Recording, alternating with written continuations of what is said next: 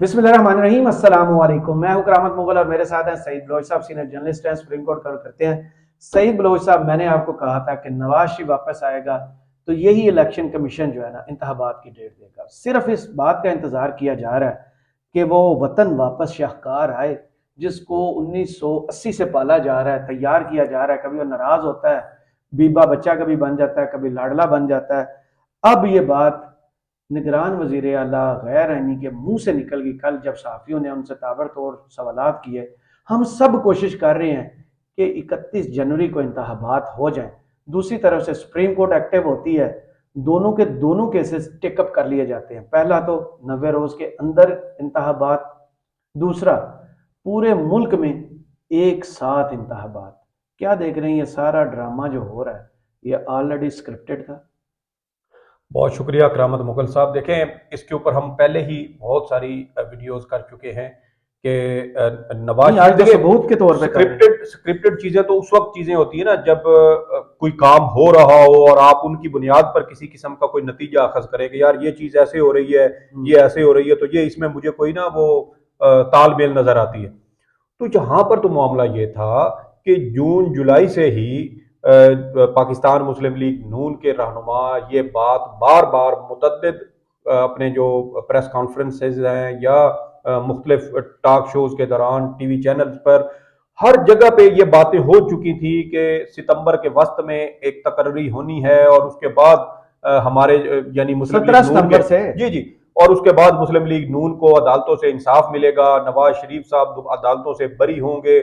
ये सारी चीजें तो नून लीग के खुद लोग तस्लीम कर चुके हैं। अब इसमें स्क्रिप्ट वाली पीछे तो कोई गुंजाइश रह ही नहीं जाती कि एक सियासी जमात के रहनुमा, जो जिम्मेदार रहनुमा हैं, जो तर्जमान बने होते हैं मुख्तलिफ मौके पर, मुख्तलिफ टॉक शोज के दौरान, मुख्तलिफ जब वो हुकूमत में थे तो उस वक्त भी वो प्रेस कॉन्फ्रेंस करते थे, तो ये सारी चीजें तो ये पहले ही बोल चुके हैं, तो उसमें स्क्रिप्ट वाली तो पीछे गुंजाइश ही नहीं रह जाती। अब सबूत आना शुरू हो गए, सर अब तो ऐसा रियलिटी चीजें खुल बनना रही शुरू हैं, हो गई। बिल्कुल बिल्कुल चीजें ऐसा ऐसा खुल रही हैं। और आज आप देखें कि तो आपने वो जो जो आप बार बार खान साहब की 6 चीजें बताते थे कि एक चीज होना बाकी रह गया, तो अब तो बस वही बात है। बिल्कुल हाँ इमरान खान ने देखे मई जो ये 9 मई के वाकयात हैं, ये तकरीबन हो रहे हैं कुछ 4-5 माह के बाद। जी। इमरान खान ने जनवरी के महीने में कुछ साफी दोस्तों के साथ, एंकरों के साथ ये मुलाकात में इस बात का इशारा दे दिया था कि ये काम होंगे कि मुझे गिरफ्तार किया जाएगा, मेरी पार्टी तोड़ फोड़ की जाएगी, नवाज शरीफ साहब को अहल किया जाएगा, नवाज शरीफ साहब वापस आएंगे, उसके बाद इलेक्शन होंगे और इलेक्शन हम जीत जाएंगे। सही। तो वो 5-6 में से 5 निशानियां जो हैं वो पूरी हो चुकी हैं। एक निशानी अब रह गई है कि इंतखाबात होने हैं, और अब इंतखाबात अगले माह, जैसे आपने कहा 31 जनवरी को हो या किसी और तारीख को हो, 6 महीने बाद हो, साल बाद हो, 2 साल बाद हो, जब भी हो, कौम ये फैसला कर चुकी है कि इलेक्शन जब भी होगा वोट इमरान खान का होगा। मुझे ये बताया कि पिछले साल 9 अप्रैल की रात को इमरान खान की या पीटीआई की हुकूमत खत्म की गई। कहा गया कि इलेक्शन में अभी तकरीबन 1.5 साल रहता है। जब इलेक्शन होगा ना तो 1.5 साल का अरसा बहुत होता है। इस दौरान पीडीएम हुकूमत बड़े बेहतरीन इकदाम करेगी, मईशत को बेहतर करेगी, महंगाई को कंट्रोल करेगी। और इस 1.5 साल के दौरान इतने लंबे अरसे तक तो इमरान खान का बयानिया वैसे भी सर्वाइव नहीं कर सकता। ऐसा ऐसा आवाम इसके बयानिए से दूर हट जाएगी और उसके बाद हम इलेक्शन अपनी मर्जी से, अपने हिसाब से करवाएंगे। तो 1.5 साल के अब तो 2 साल होने वाले हैं। जो 1.5 साल से तकरीबन आप देखें हो चुका है। इलेक्शन जब होंगे जनवरी के आखिर में हो या फरवरी में, तो उनका डरना बिल्कुल 2 साल उनको नहीं पता रिजल्ट क्या मिलना है। नहीं, देखिए मैं बात ये कर रहा हूं कि वो इमरान खान का बयानिया वहीं पे स्टैंड करता है। बिल्कुल। तो मैं वो कह रहा कायम हूं है, जो अवाम के अंदर उसकी जो पॉपुलैरिटी है वो हर गुजरते दिन के साथ बढ़ रही है। ये नहीं कि कम हो रही है, बढ़ रही है। नवाज शरीफ साहब आए, अब हम करते, आप करते, या उनके जो नाकदीन है, अगर वो ये तनकीद करते और बता दे, में इलेक्शन का जिक्र है, सुने तो सही, अगर नाकदीन कोई उनके ऊपर तनकीद करते तो कहा जाता है यार ये तो हैं इनके मुखालिफ, ये तो इनके ऊपर तनकीद करते रहते, इनकी बात का कोई वजन नहीं। जब डॉन जैसा अखबार भी ये कहे कि नवाज शरीफ साहब अपना रंग जमाने में नाकाम हो गए हैं, तो इसका मतलब क्या है? इसका मतलब है कि नवाज शरीफ वापस आने के बाद जैसे उनकी हुकूमत थी ना, हैं। पकड़ दक्कड़ 11, जैसे वो जमा पूरी हुकूमत बनी थी, इधर भी बेचारे पकड़ दक्कड़ 11 ही थी। जलसागाह में किसी को कोई बहाना लगा के, किसी को कोई लालच दे के इधर उधर से बंदे जमा कर लिए गए थे उनको क्राउड दिखाने के लिए। लेकिन वो जो है ना, जब कोई बंदा नजरियात पर ना आए, दिल से ना आए, किसी की चाह में ना आए, मोहब्बत में ना आए, किसी के नवाज शरीफ इतने अरसे बाद चला वतनी से वापस आ रहा है, कोई उसमें वो कुर्बत ना हो, तो कैसे लोग खुद से जा सकते हैं? लाहौर वाले नहीं निकले तो यही बात है कि जो ये हम बार बार इसलिए जिक्र करते हैं क्योंकि लोगों की याददाश्त जो है ना काफी कमजोर हो चुकी सर, लोगों की याददाश्त कमजोर नहीं है, है उन लोगों की। सर वो देखें, वो याददाश्त कमजोर नहीं है, हम वो हकीकत को तस्लीम ही नहीं करना चाहते। असल में नून लीग को धोखा ये हो गया है कि वो अपनी, जैसे वो कहते हैं ना कि अपनी नाउजुबिल्ला अपनी बनाई हुई जन्नत में जो है वो मस्त रहने वाले कुछ ऐसे होते हैं लोग जिनके दिमागों पर ये खन्नास चढ़ जाता है कि बस वही सब कुछ है, वही बादशाह है, हर चीज उन्हीं के काबू में है, वो जिसको चाहे जो मर्जी करे।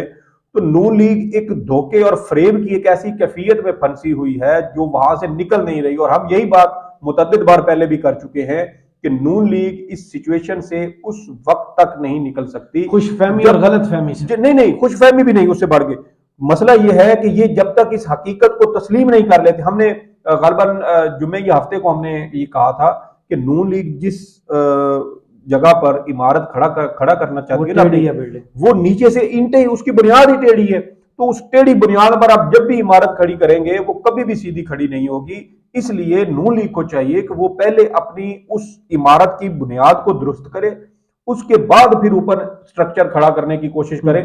ये पिछले 1.5 साल में कुछ 4-5 बार इन्होंने ये कोशिश की कि हम अपना बयानिया खड़ा करें, बयानिया खड़ा करें, लेकिन वो जब तक नीचे से ईंटें जो टेढ़ी हैं जिनको सीधा नहीं किया जाएगा उस वक्त तक ऊपर इमारत खड़ी नहीं हो सकती। और ये इसी वक्त ये नवाज शरीफ साहब के आने के बाद भी ये सारी चीजें इसी वजह से नाकाम हो गई हैं। मुझे एक बात बताएं, नवाज शरीफ साहब के बारे में तो कहा जा रहा था कि वो आएंगे और मुआशी प्लान का ऐलान करेंगे, कहाँ है वो मुआशी प्लान? कहीं भी नहीं। जिन लोगों के साथ उन्होंने वो अपने आप को सबसे पहले आके कनेक्ट करते लोगों के साथ कि मैं बीमार था, सेहत याब होके आया हूं, मैं अपने भाई की हुकूमत में क्यों नहीं आया, अब मैं आया हूं, मैं मेरी चाह में आप लोग निकले हैं, मैं इंतखाबात का मुतालबा करता हूं, जल्द अज जल्द इंतखाबात कराएं, मैं आपकी खिदमत और मैशत का प्लान तो उसके बाद देते हैं। आपने वो मुझसे सवाल किया था कि आपके दिन नून लीग ने ये कहा है कि हम तमाम सियासी जमातों के साथ बात करेंगे। तो अगर नून लीग इतनी ही मुखलिस थी, इतनी ही जमहूरियत पसंद हो चुकी है कि वो दूसरों के वजूद को तस्लीम करने का इरादा कर चुकी है, तो मेरे ख्याल में उस वक्त नवाज शरीफ साहब को सबसे पहले मुतालबा यही करना चाहिए था सियासी कैदियों को रिहा, तमाम सियासी कैदियों को रिहा किया। बिल्कुल ठीक कह रहे हैं।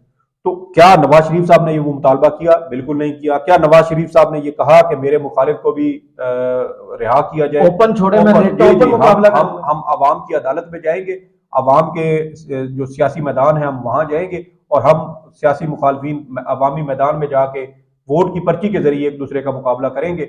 हमें किसी को जेलों में नहीं डालना, किसी के साथ कुछ नहीं करना। तो ऐसी तो कोई बात नहीं की। इसका मतलब ये है कि आपके दिल में कीना है, आपके दिल में एक सियासी रहनुमा के लिए बुग़्ज़ है।